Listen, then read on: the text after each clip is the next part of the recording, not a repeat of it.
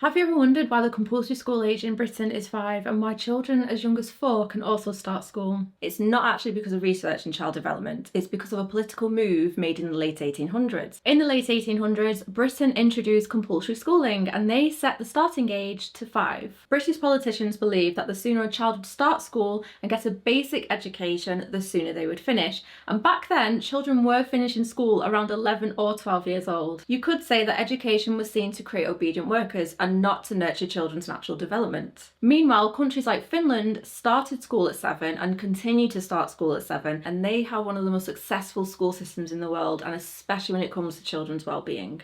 Now, a really interesting point that I do not want to miss out on this is women did start leaving the homes to work in factories, and they were already working anyway, so they always took on the brunt of childcare, and they most likely had a village as well to look after those children. Unfortunately, in that time, in the late 1800s, the family unit got a little bit lost in the Industrial Revolution. So post the Industrial Revolution, everyone was like, we've got kids running around in the streets. Who is looking after these children? Unfortunately, a very sad consequence of that was children were left by themselves and they were running around in the streets and they had nowhere to go. So instead of tackling child poverty, the government were like, we'll take these children off the streets for you. So it sounds great in theory, doesn't it? The government are actually stepping in to be like, look, we know there's children running around and they shouldn't be, and we need someone to be looking after them because women are in the factories, so what can we do with them? This is why people will argue that politicians were using schools as a tool of social control.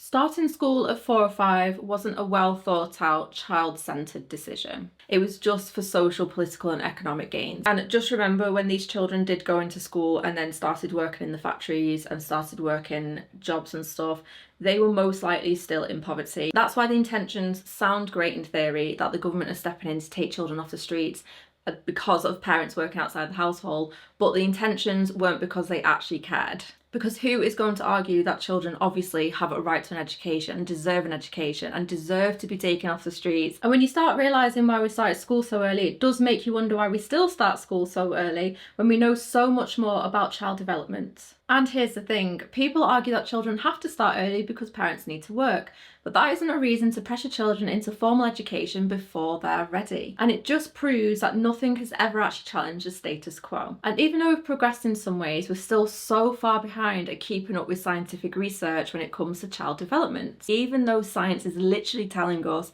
that starting later is a lot more beneficial for a child's well-being and future success. So maybe it's time to start asking the question, are we starting school too soon?